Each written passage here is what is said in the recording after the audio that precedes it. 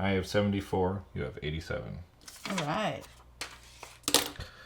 You know what bothers me about this game? I never win. I'd like to change that.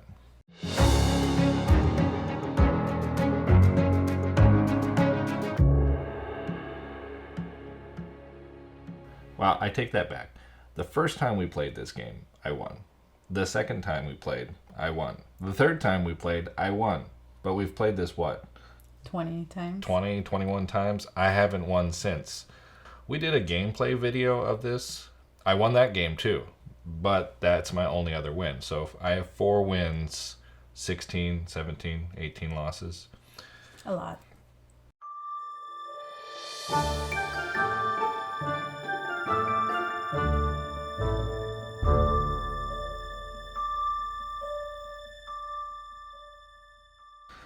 So how do you do it? So what do you do that you've beaten me 15 times in a row? I don't know. I go for goals and just, I don't know. That's my point. To try to develop some sort of independent strategy that would allow me to win regardless of what my opponent is doing is hard, because there's 170 different bird cards. Trying to make a strategy around any one of these cards or any group of these cards, that's near impossible because you have no idea what's going to come up. So completely ignoring the cards, we can just go to the board and we've got gaining food, laying eggs, and drawing bird cards. So I had the thought of just running eggs at the end. So building up my birds that have high capacities for eggs, and then for my final 6 or 7 actions, I can just lay eggs, lay eggs, lay eggs, and then by the end, I'll have 24 eggs, 25 eggs. 20 plus. Well, let's see. All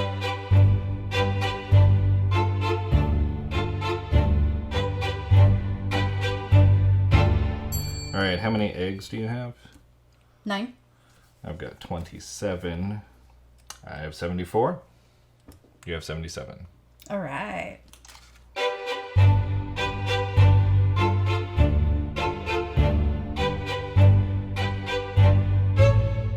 All right, how many eggs you got? 7. Okay, I've got 20. 84, 90. Nice. Is that my high score? That's not working. So if it's not eggs, maybe I can run tucked cards. So we can't tuck cards because that relies on specific birds. So if I don't find any birds that allow me to tuck, if I don't find any birds that allow me to place cards behind their cards, then where's that strategy? I'm just kind of out of luck there. So there's really nothing else. If running eggs doesn't work, you can't rely on food gaining cards, and you can't rely on tucking cards behind your birds. One thing about this game is you know exactly how many turns you're going to have.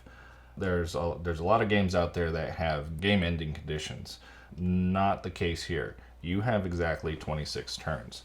And right at the end of the game, everybody moans, if I only had one more turn. if I just had one more turn. So there is a way to get more turns in this, and it's through the cards. So I have searched through the entire deck, and I have found birds that I call cross-habitat birds. Now, if you're familiar with the game, you're aware of birds that can live in multiple habitats. That's not what I'm talking about. What I'm talking about is a bird, for example, this scissor-tailed flycatcher. He lives in the grasslands, and the grasslands have the ability to lay eggs as an action. But his activated ability, all players gain 1 worm from the supply. That gives you food. So if he's in the grasslands, and you take the grasslands action, you're getting eggs, but at the same time, you're getting food.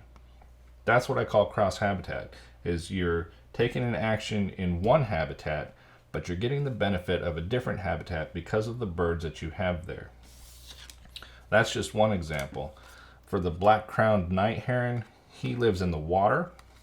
If I discard 1 egg from any of my other birds, I gain 1 food from the supply.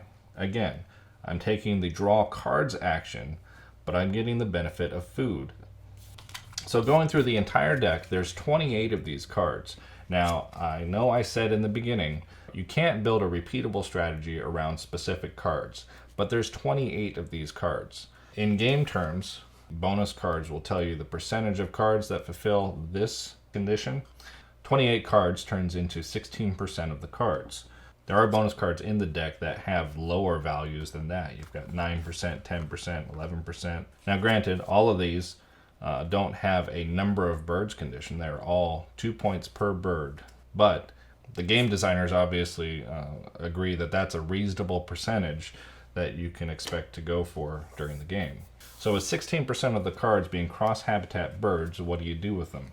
Well, if you see them, get them. Get them right away. Because your opponents may or may not get them, but if they do, they're getting extra turns. And if your opponents are getting extra turns and you're not getting extra turns, you're not going to win the game. And I'm pretty sure that's how my wife beats me. That sounds wrong. But I'm pretty sure that's how she wins every one of these games, is she's getting extra turns and I'm not, because I'm not paying attention to that. I'm not saying she's paying attention to it, but I think that's what's happening. You know, if you watched our Splendor game breaking video, that's what we talked about there, is efficiency. How you're getting extra turns because you're building this engine. And that's something similar here. You're getting extra turns by being efficient with your cards. Well, I think we're talking hyper efficiency, because you're getting more out than you're putting in. You're getting more turns here. For every turn that you don't have to go to the bird feeder to get food, that's an extra turn to get more cards, to get more eggs, to play more birds. Every time you don't have to go to the prairie to lay eggs, I mean, just to play another bird, you have to have your food, you have to have the extra eggs. But if I didn't have to go to the prairie as an extra step just to get another bird out, that's a free turn there. And with those free turns, I'm getting more points. Now, that's not the entire strategy. I mean, you still have to play a good game. But if you're not playing this game, you're not playing to win. I mean, you still have to go for your end of round bonuses. Never give up on your end of round bonuses. You have to get at least 1 point. If you can get first place, great. But now that you've got your free turns, you're getting your free food or your free eggs or your free cards, you need to be going for the highest point birds, because you're getting the free food, you're getting the extra food, you're going to have the resources to get them out. So don't shy away from them because they have high requirements to get them out. Go for the high points. The other thing you need to go for is the bonus cards. You're not always going to run across these 28 cards, but there's other cards in here that, when played, you get extra bonus cards. Stockpile those bonus cards, get the high point birds, and get your free turns, and you're on your way to victory nearly every time. Unless, of course, your opponent's doing that, which is fine. But if your opponent's doing that and you're not, you've lost. If you see any of these 28 cards, get it before anybody else does. There is nothing more important than getting these 28 cards. And these cards are... Dun dun dun! I'm not going to tell you. I'm just kidding. I'm going to list these cards at the end of the video. So you can probably figure it out, though. Yeah, you can probably figure it out, but I'll go ahead and list these cards for you. Well, let's try it out. All right, let's do it.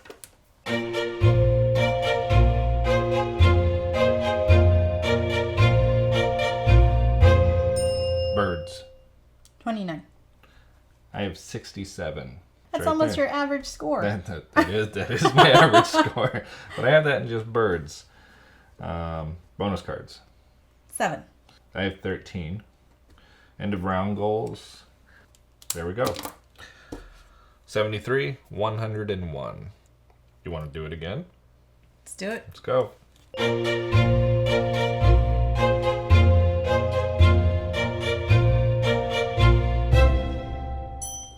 Birds. 37. I have 54. Oh. Bonus cards. 12. Okay, I have 16. End of round goals. So you've got 84. I have 98. It's the free turns.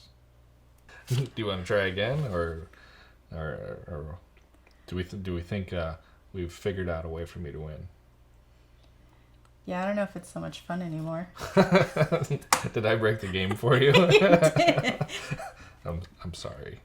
No, you're not. Yeah. The cross habitat cards fall into what looks like 10 different categories here. They're a bit similar. Some of them have the same exact powers. So I'll just start with these here. I'm not going to go through the names here, but all of these have the same powers here. And these are, when activated, tuck a card from your hand behind this bird. If you do, draw one card, which essentially works as a draw birds card, but this allows you to do it here in the forest, in the grasslands, forest, grasslands, or on any of these. So obviously you want to play these somewhere other than the water if you have that option, so that way when you go to the grasslands to lay eggs or to get food, you also have the ability to draw at least one new card, if not more, depending on how many you have in that row. The next ones are these allow you to lay eggs in areas other than the grasslands. So most of these gives you the options of putting them in the forest, but also giving you the ability to lay an egg on this bird. This one is in any habitat. This one is kind of a unique one in that all players lay one egg on any one cavity bird, but you may lay an additional egg on a cavity bird, which allows you to lay 2 eggs. There's other cards like this here, but this is the only cross-habitat version of this card.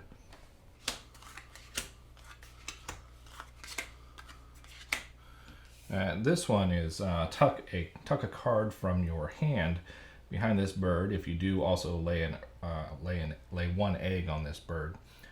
Again, this takes a card to do so, but this allows you to lay an egg somewhere other than being in the grasslands. Except for this guy here. This is a grassland only bird, so he is not actually a cross-habitat bird, so we'll get rid of him. So these 4 birds here allow you to lay eggs somewhere other than the grasslands.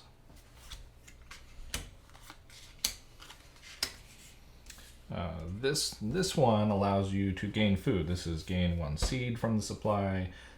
This one gains 1. All players gain an insect from the supply, and also all players gain an insect. You don't care whether or not other people are gaining food. The only thing that's important is that you're gaining food somewhere other than having to go to the bird feeder. Now these guys here, these guys can make or break a game. They're the crows and the ravens. This allows you to discard an egg. Discard an egg from any of your other birds to gain 1 or 2 of any food from the supply. And these are super powerful. You put these in your grasslands, and so you're gaining the eggs, you're gaining the very eggs that you need to discard to get whatever food you need. You don't have to rely on the bird feeder. In fact, you can spend the entire game and never go to the bird feeder again if you have 1 or more of these guys out. These are the hummingbirds. Each player gains 1 food from the bird feeder, starting with the player of your choice. Again, you can play these somewhere other than the forests. So if you have these in the water or the grasslands, then you can get your food while you're getting your eggs or your cards. This is a one-off bird, the cedar waxwing. Tuck a card from your hand behind this bird. If you do, gain 1 fruit from the supply. And again, the only thing that's special about this is that he can be played in the grassland, which gives you the ability to get food while you're taking the lay eggs action.